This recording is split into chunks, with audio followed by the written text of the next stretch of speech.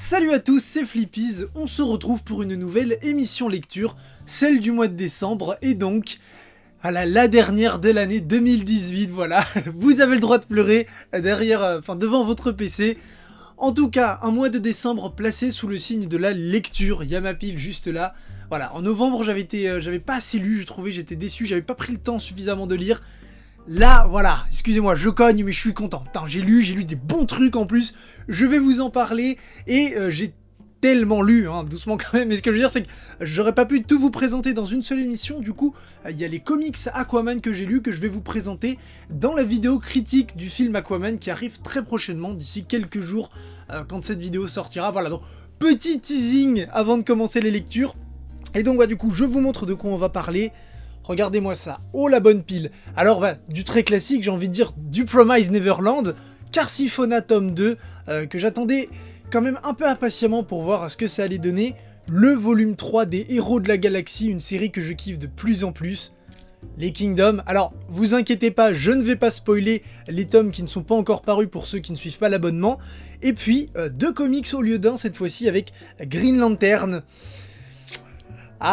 Ceux qui me connaissent savent que ça va être une émission de ouf s'il y a du Green Lantern et le volume 2 de Injustice 2 justement, donc sur ce, c'est parti. Du coup, on commence avec le 5e volume de Promised Neverland chez Kazé. Emma et les enfants ont tout prévu pour leur grande évasion, à part peut-être un moyen de survivre dans un monde rempli de nouvelles menaces. Ce 5e volume révolutionne donc complètement la série, en tout cas apporte une toute nouvelle dimension, ça y est, il y a une véritable rupture en fait avec ce qui se fait, avec les 4 premiers tomes où on avait vraiment la découverte de l'enclos, si vous voulez, de la bergerie, de l'orphelinat, voilà, et toute la préparation de l'évasion, et là ça y est, c'est l'évasion, qu'est-ce qui se passe, comment ça va être mis en place, et surtout, qu'est-ce qui se passe après. Et en fait, ça donne l'impression que tout ce qui s'est passé au début, en fait, par rapport à ça, et en fait, c'est comme si c'était rien passé. C'est comme si, en fait, tout ce qu'ils avaient fait, tous ces trucs de baiser, voilà, pour le dire, tous ces mindfuck qu'on a eu dans les premiers volumes, c'est comme s'ils avaient fait à peine 10% du taf. Et c'est ça que je trouve génial dans le côté horrifique de Promised Neverland, c'est que c'est pas juste montrer du gore, c'est surtout l'horrifique vient du cerveau, en fait, de dire, voilà, regardez tout ce qu'on vous montre, de faire monter la sauce sur quelque chose pour dire, en fait, tout ça, c'est rien, c'est un jeu d'enfant, en fait, tout ça.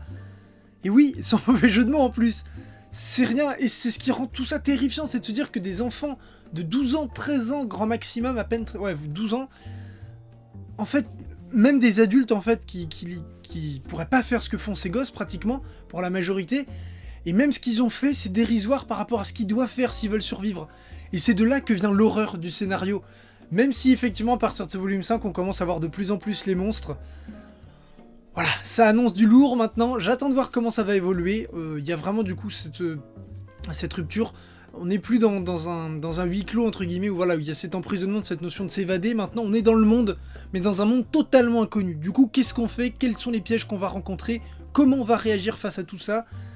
Voilà, ça c'est intéressant également, j'attends de voir comment ça va évoluer.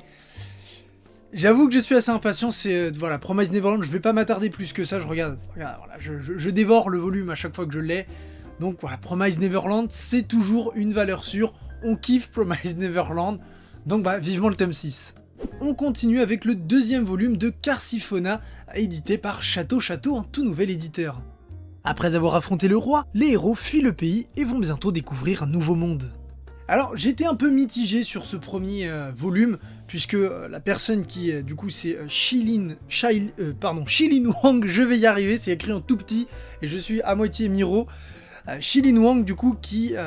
j'étais pas totalement emballé par son style de dessin, surtout par ces espèces de chibis qu'elle foutait à répétition, et pas des chibis vraiment mignons ou jolis, j'aimais vraiment pas trop ce style, mais malgré tout...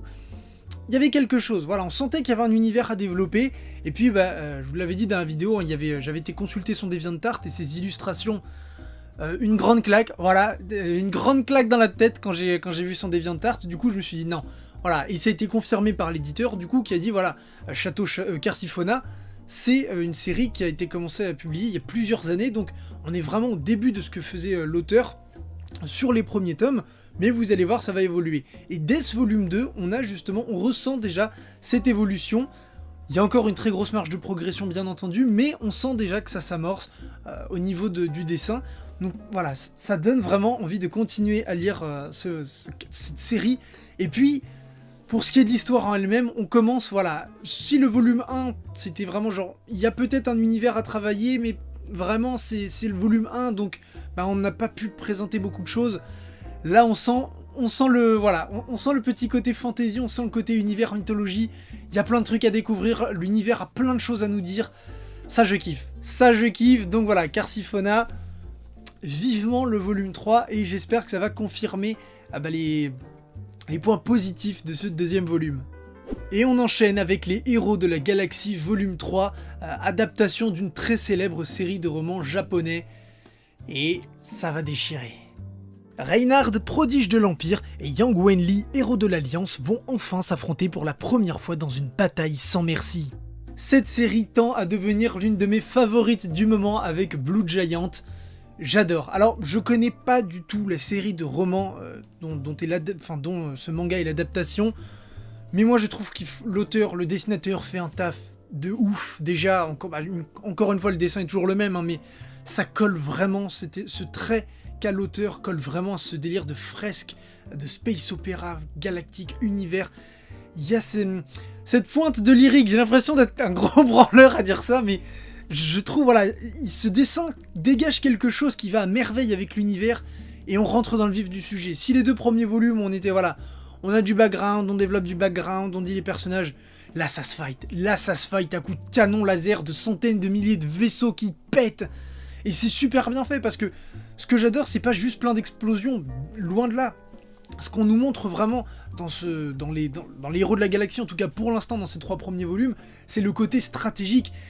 Et bon Dieu, que c'est jouissif! Ah, que c'est jouissif! Oh, et il y a plein de schémas avec plein de formes en 3D en fait pour bien nous expliquer comment sont faites les manœuvres, et du coup c'est super simple à suivre, et en même temps c'est pas chiant puisque en fait c'est on nous montre pas seulement ces schémas à nous lecteurs, en fait ces schémas ils sont utilisés justement par les héros qui sont les stratèges et qui tendent à devenir des stratèges de plus en plus importants, et c'est un régal. C'est un gros régal. Franchement, les Héros de la Galaxie, je vous conseille cette série. Je pense réellement qu'avec Blue Giant, qui est édité chez Glénat, qui est juste là, vous ne voyez pas, mais Blue Giant, voilà. C'est, je pense, mes 2 séries manga préférées actuellement. Parce que, avec Reine d'Égypte. N'oublions pas Reine d'Égypte, voilà, dont on attend toujours le volume 5, bref. Mais voilà, les Héros de la Galaxie, vraiment. On sent, depuis ce volume 1, on sent qu'il y a cette pointe d'épicness, de fresque historique qu'on va nous raconter, qui va être une épopée. Voilà, ça va être grandiose. Et là, ce volume 3 commence ce grandiose, commence cette epicness. Et je sens que c'est que le début. C'est un peu à l'image de Kingdom, dont on va parler juste après. J'ai l'impression que ces premiers volumes nous montrent des trucs de dingue, mais qu'en fait, c'est de la merde par rapport à ce qui va suivre. Parce que ce qui va suivre, c'est tellement énorme. Donc, les Héros de la Galaxie, c'est que le 3e volume, il est encore temps de vous y mettre, les gens. Il est encore temps de vous y mettre, loupez pas ce truc de dingue. Et donc, inévitablement, 1 mois sur 2, voilà, Kingdom, cette fois on a les tomes 7 à 10, et puis on va en parler. La bataille se termine. Shin s'est montré héroïque pour sa première guerre, mais il va rapidement comprendre qu'il reste encore bien loin du poste de général dont il rêve tant. Alors Kingdom, voilà, je ne vous spoilerai pas de panique, je vais même pas vous spoiler à partir du volume 7, hein. J'ai pas besoin de vous le dire ça. Même si j'imagine que beaucoup d'entre vous ont lu les scans. D'ailleurs, je tiens à prévenir, même par rapport à Promise Neverland, merci à ceux qui lisent les scans, hein, de pas spoiler. Généralement, franchement, j'ai pas à me plaindre. J'ai très rarement vu des spoils dans les émissions lecture en commentaire. Donc voilà, j'en profite, merci à vous, c'est très sympa. Donc continuez comme ça. Kingdom, qu'est-ce que vous voulez que je vous dise? J'essaye de gagner du temps en fait en parlant d'autre chose, parce que je peux pas commencer à vous parler de Kingdom sans parler 3 heures, c'est trop bien, c'est trop bien. Comme le premier renvoi de l'abonnement, j'ai fait bon allez, j'ouvre le volume 7, je vais me lire ça tranquillou, et puis ça s'est terminé que j'ai rien fait d'autre que lire jusqu'à temps d'arriver à la fin du tome 10. Je bossais plus les vidéos, je faisais plus rien, dès que j'avais un moment de libre, j'enchaînais sur du Kingdom. Avant de partir au travail Kingdom, quand je revenais du travail Kingdom pendant 2 jours. C'était, voilà, je sais pas quoi dire d'autre en fait, puisque c'est épique, hein, c'est de l'épicness, c'est des combats stratégiques, c'est badass, c'est ultra cool. Shin est super agréable à suivre en tant que personnage principal, on nous développe plein de trucs, et là un des personnages qu'on présentait comme un grand Manitou dans les premiers volumes, fait enfin son apparition à la fin du... Enfin, fait enfin son apparition dans la deuxième partie des volumes. Et pareil, bah, ça remet en perspective en fait tout ce qu'on a vu au départ qui semblait dingue. Et on nous dit, bah non, en fait, tout ça c'est de la merde, les choses sérieuses, ça commence à peine là les gars. Vous allez en chier. Et Shin va en chier. Et je suis impatient de voir ça, puisque la fin se termine avec un personnage... Avec un personnage, ça sera le seul mini-spoil. Le général Uki. Le général Uki. Oui. Voilà, c'est difficile, encore une fois, de vous dire plus sans trop spoiler. D'autant que je les ai lus au début du mois, donc j'ai pas tous les détails en tête. Mais bon, ça m'évite de vous spoiler comme ça, mais... Ça annonce tellement des trucs de dingue. Ça annonce tellement des trucs de dingue. Et pour avoir discuté avec des personnes qui ont lu les scans, ils m'ont dit, mais tu vas voir, là ce que vous voyez actuellement, c'est naze, c'est pourri. Après, les batailles, c'est des trucs d'encore plus malades. C'est ouf. Donc voilà, Kingdom. Alors je sais qu'encore une fois, c'est pas forcément évident à suivre avec le rythme assez soutenu. Mais vous inquiétez pas, c'est pas des kiosques comme avec les comics. Une fois qu'ils sont sortis, ils sont sortis. Achetez-les à votre rythme, il n'y a pas de pression, il n'y a pas d'obligation. Mais en tout cas, je vous conseille la série et j'espère qu'elle aura la chance d'avoir un animé. Parce que franchement, ça serait ouf. Ah là, ça serait ouf, un animé Kingdom avec les nouvelles technologies, là, un peu à la Captain Tsubasa. Ah voilà, je m'enjaille tout seul. Du coup, vivement le mois de février, si je ne dis pas de bêtises. Ça sera envoyé normalement en février.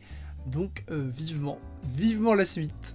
On part cette fois sur du comics avec le deuxième volume de Injustice 2.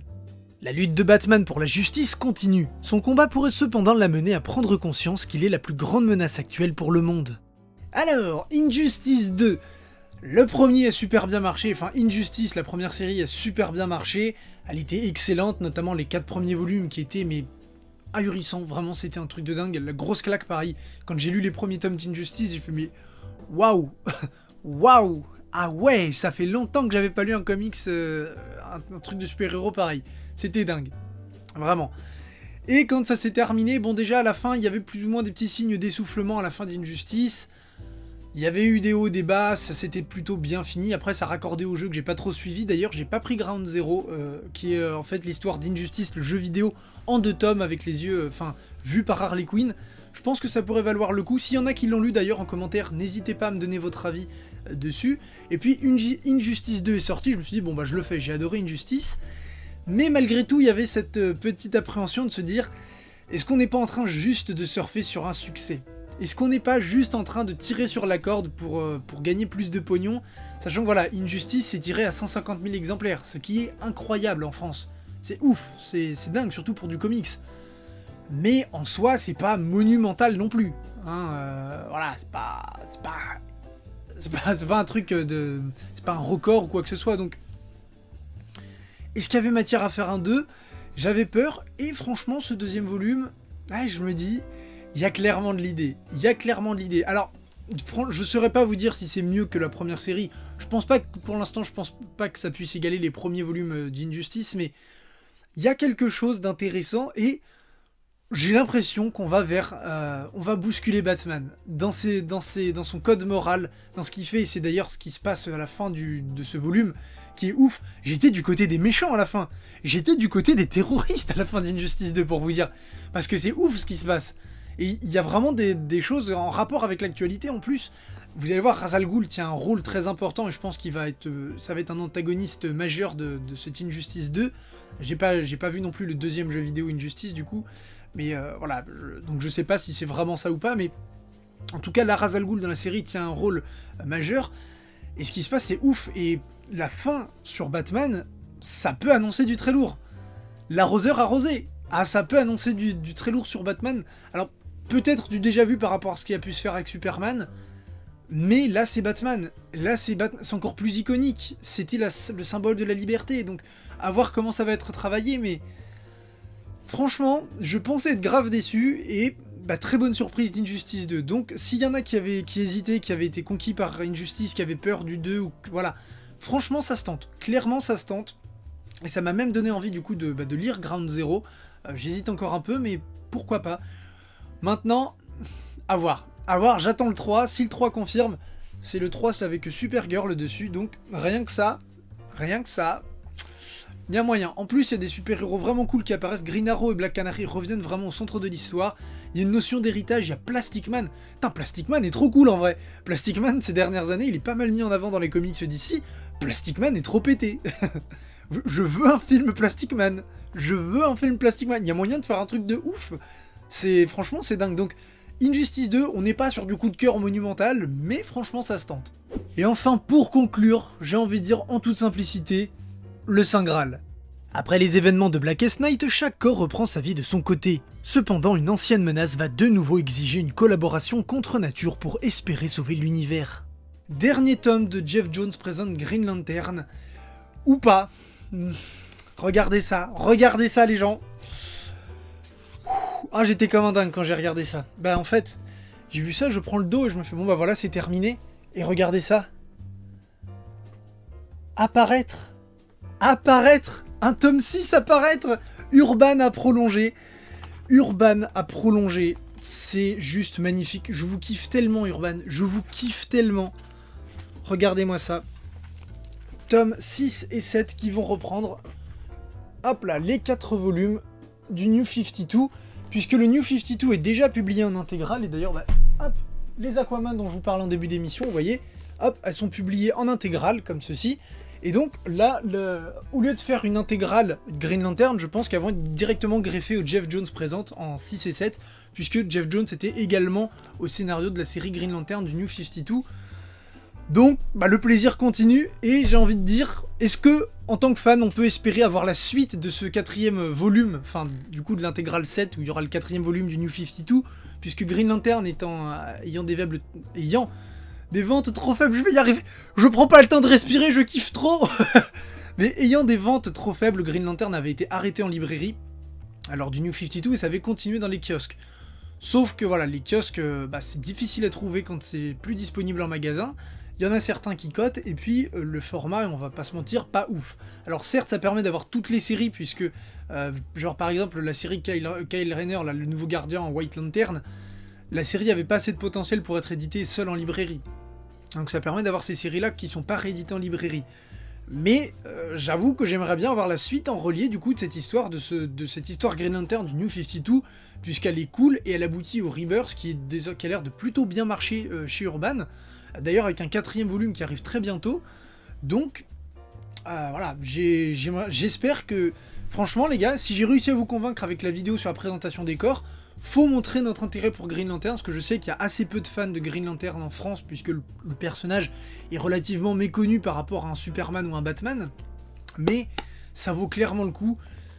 C'est ouf, c'était censé redescendre. Alors, c'était censé redescendre après Blackest Night avec les... Enfin, Blackest Night, c'était over the top, Blackest Night, c'était oufissime.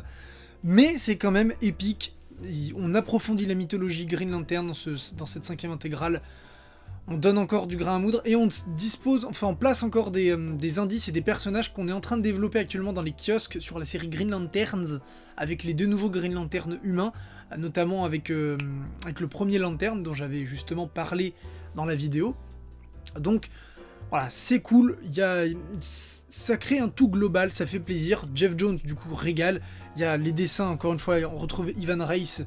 C'est un régal. Si juste, alors il y a un dessinateur, j'ai oublié son nom, par contre qui jure un peu avec le reste, puisque le style d'Ivan Reis, si vous voulez, ah bah regardez, je tombe, voilà, alors attendez, je tombe pas par contre sur un autre genre de page que j'aurais aimé, voilà, vous voyez, il n'y a pas de blanc, vous voyez, au mieux c'est noir autour, et généralement les cases se superposent, vous voyez, tout est ensemble, ça forme un gros tout, il y a énormément de double pages, alors que ce dessinateur dont j'ai oublié le nom, lui laisse énormément de blanc et voilà, il espace beaucoup ses cases.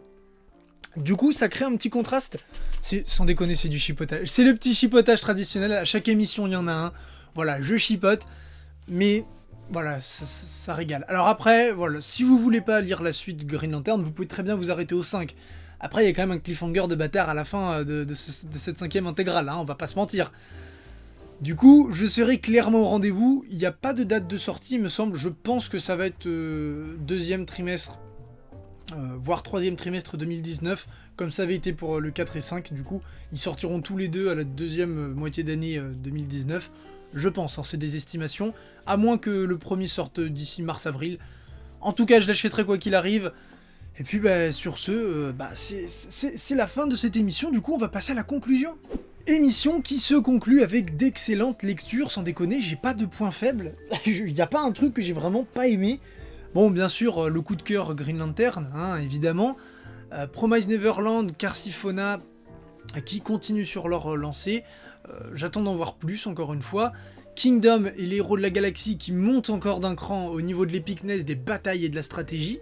Et puis Injustice 2, pardon, qui est finalement pas une déception. Alors peut-être que je vous invite une fois de plus à me donner votre avis sur tout ce que j'ai présenté, mais franchement Injustice 2 personnellement j'ai bien aimé, et au contraire ça a plus été une bonne surprise qu'une déception. Donc je continue la série quoi qu'il arrive. Voilà, sur ce, n'hésitez pas encore une fois à donner votre avis en commentaire, n'hésitez pas non plus à me conseiller des séries dans les commentaires, je vois que vous êtes nombreux à le faire généralement. Je peux pas commencer toutes les séries que vous me conseillez, il y en a que j'essaie de noter dans un coin de ma tête ou sur un petit bout de papier pour me dire bon voilà, si un jour je recherche une série, je commence ça. Même au niveau des nouveautés, les nouveautés généralement quand il y a 2-3 volumes, ça reste assez facile à rattraper pour pouvoir découvrir, donc n'hésitez pas. Nous, sur ce, on se retrouve pour de prochaines vidéos très bientôt, et notamment pour la review du film Aquaman, avec également la review de l'intégrale Aquaman du New 52. Donc sur ce, à très bientôt, et salut à tous. Merci d'avoir regardé cette vidéo. Pour plus de contenu, je t'invite à cliquer sur les vidéos qui s'affichent. Et pour ne pas manquer les prochaines, il te suffit de t'abonner et d'activer les notifications. Tu peux également nous retrouver sur Twitter, Instagram ou Facebook.